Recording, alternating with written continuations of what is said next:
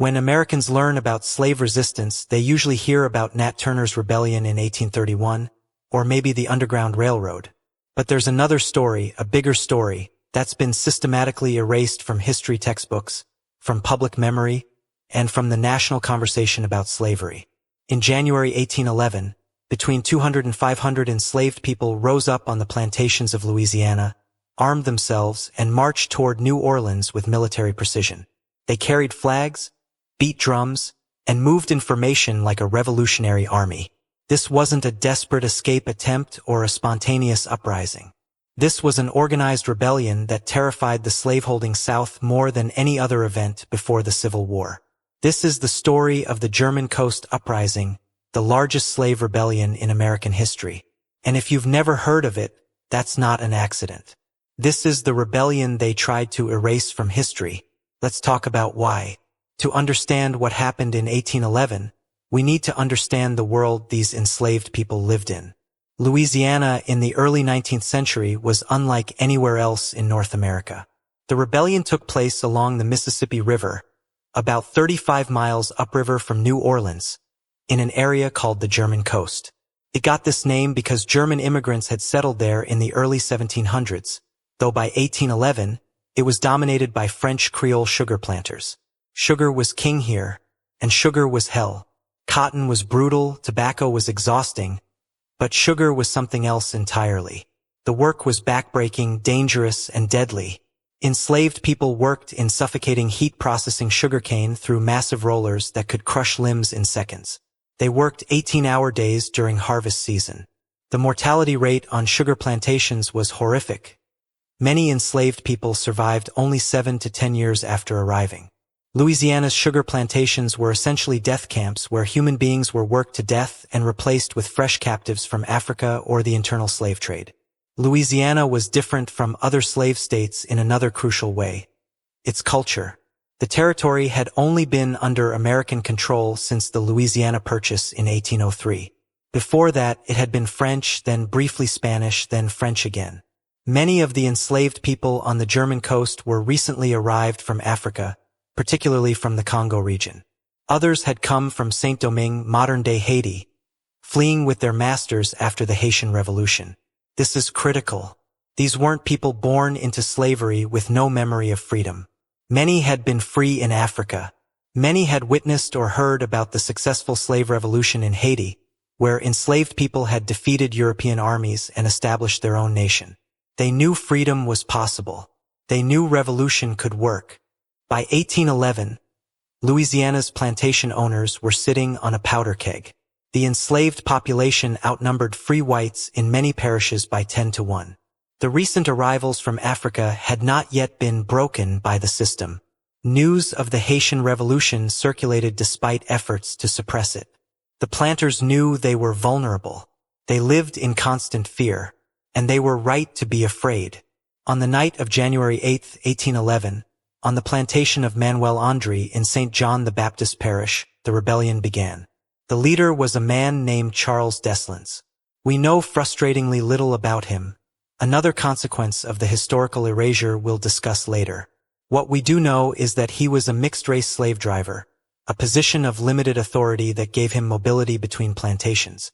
Being a driver meant Dessalines could communicate with enslaved people across multiple plantations. He could organize. He could plan. And that's exactly what he did.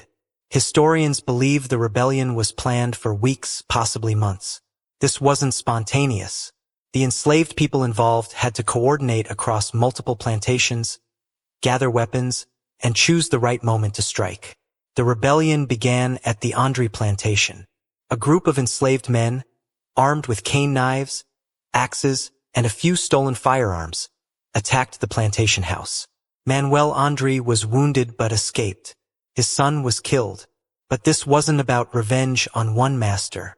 This was about liberation. The rebels raided the plantation stores, taking weapons, ammunition, and supplies.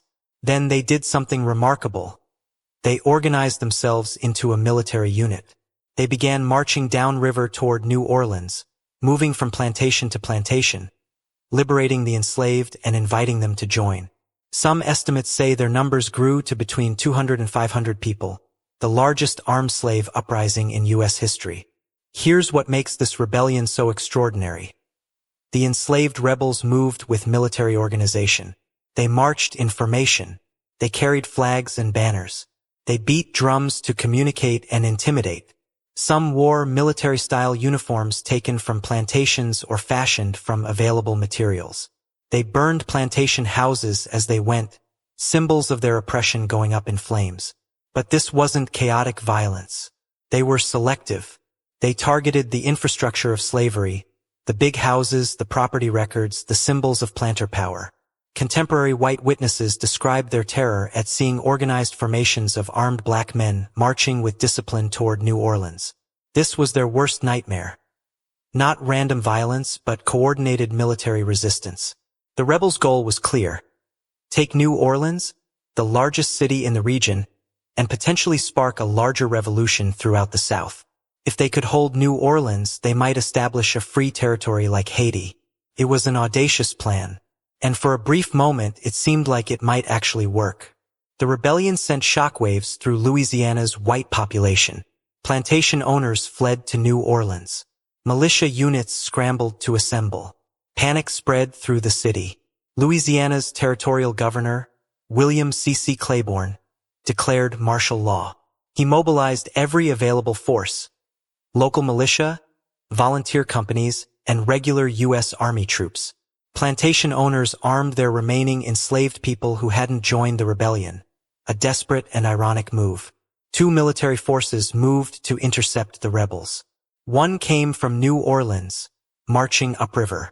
Another, led by Manuel Andre himself, despite his wounds, came from behind, chasing the rebel army. The rebels had numbers and motivation, but they were poorly armed. Most carried improvised weapons, cane knives, axes, tools.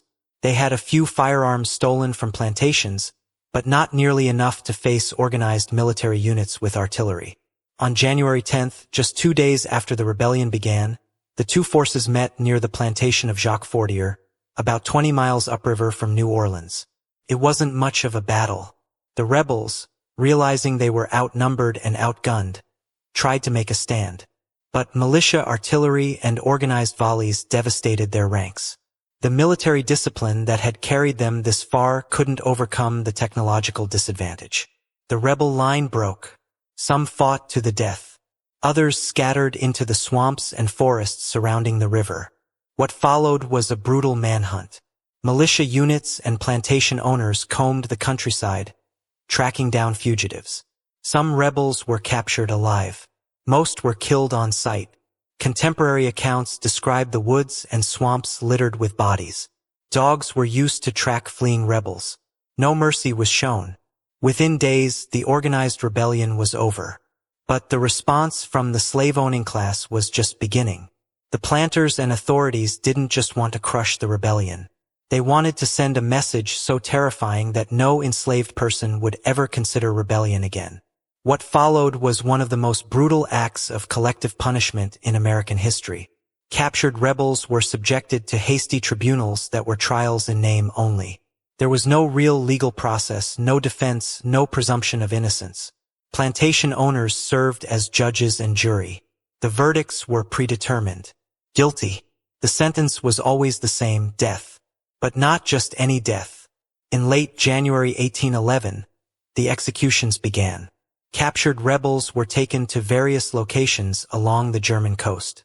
They were executed publicly, often in the most brutal ways imaginable. Shot, hanged, and in some cases decapitated. Here's the part that reveals the true evil of the response. The authorities wanted the executions to be visible, to be traumatizing, to be unforgettable. Between 44 and 95 rebels were executed after the rebellion. Historians disagree on the exact number because record-keeping was intentionally poor. Many were killed without any trial at all. But the authorities weren't done. They took the heads of the executed rebels and mounted them on poles along the river road from New Orleans to the German coast. For miles, travelers along the Mississippi River had to pass under the severed heads of black men who had dared to fight for their freedom. Think about that for a moment. Imagine being an enslaved person forced to walk past the decomposing heads of people who looked like you, who had tried to claim the freedom you dreamed of. Imagine the children who saw this. Imagine the psychological terrorism this was designed to inflict. The heads remained on display for months, rotting in the Louisiana sun, a grotesque monument to white supremacy and a warning to anyone who might consider resistance. This wasn't justice. This was a reign of terror designed to traumatize an entire population into submission. The fate of Charles Dessalines, the rebellion's leader, was particularly horrific.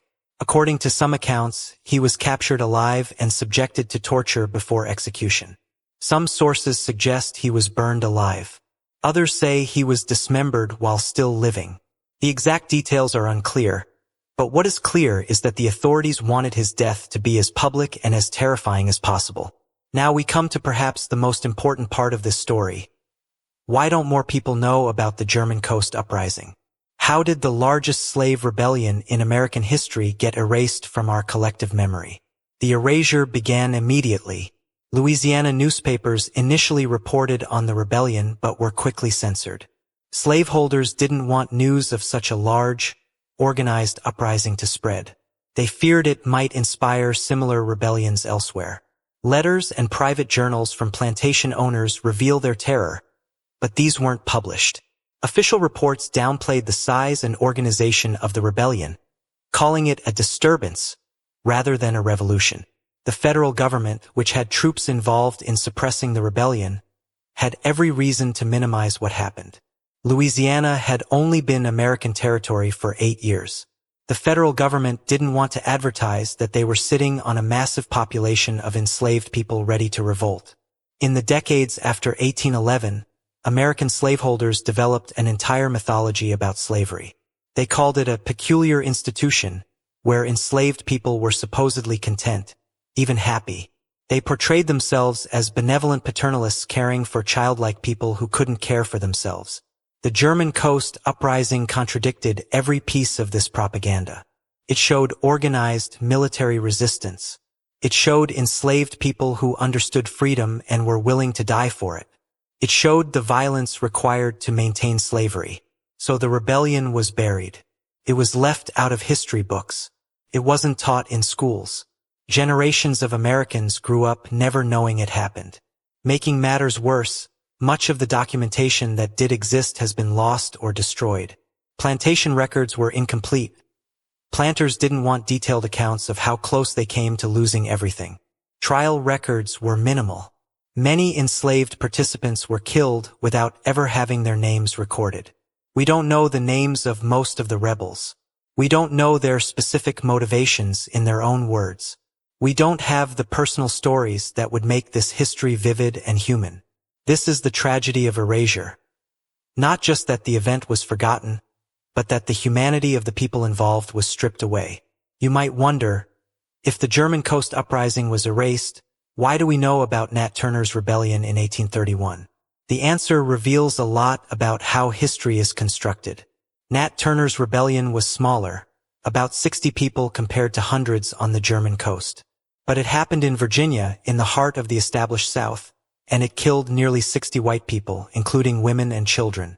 It caused such panic that it couldn't be suppressed from the historical record.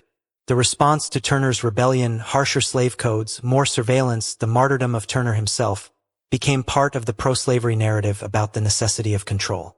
The German Coast Uprising, by contrast, happened in a peripheral territory and was crushed so quickly that planters could convince themselves it was an aberration, not a threat. So it was easier to simply forget it ever happened. It wasn't until the late 20th century that historians like Albert Thrasher, Gwendolyn Midlo Hall, and later Daniel Rasmussen began seriously researching the German Coast Uprising and bringing it back to public attention. Rasmussen's 2011 book, American Uprising, was particularly important in bringing this history to a wider audience. But even today, most Americans have never heard of it. In Louisiana, there are very few markers or monuments acknowledging what happened. There's no national memorial. It's not part of standard history curricula. The erasure continues. You might be wondering, why does it matter that this rebellion was forgotten? It was over 200 years ago. Why bring it up now? First, the German Coast Uprising completely changes how we understand slavery in America. The dominant narrative for generations was that enslaved people were passive victims who rarely resisted. That's not just wrong. It's a lie. The truth is that enslaved people resisted constantly. Through work slowdowns, sabotage, escape, and yes, armed rebellion. The German Coast Uprising wasn't an exception. It was the largest example of a pattern of resistance that happened throughout the slaveholding South. Understanding this resistance is crucial to understanding slavery itself. Slavery wasn't maintained because enslaved people accepted it. It was maintained through constant, brutal violence designed to prevent exactly what happened in 1811. The rebellion also reveals the extraordinary violence required to maintain the slave system. We often sanitize slavery in how we teach it, focusing on the economic system while downplaying the daily terrorism. The heads on poles tell the real story. Slavery was a system of total domination maintained through constant threat of death. The brutality of the response to the German Coast Uprising shows what slaveholders knew. That without overwhelming violence, the system would collapse. Perhaps most importantly, remembering the German Coast Uprising restores agency and dignity to enslaved people. When we don't teach about resistance, we inadvertently reinforce the idea that enslaved people were passive, that they accepted their condition. Charles Dessalines and the hundreds who marched with him were heroes. They were freedom fighters. They were people who refused to accept their oppression and who were willing to risk everything for liberation. They deserve to be remembered. Their names should be taught alongside other American revolutionaries. Their courage should be honored.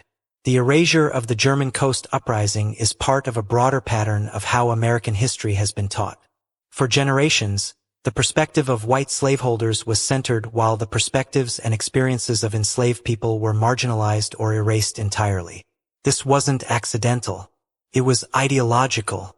By controlling the narrative of history, those in power could control how Americans understood race, justice, and the legacy of slavery. We're still fighting that battle today.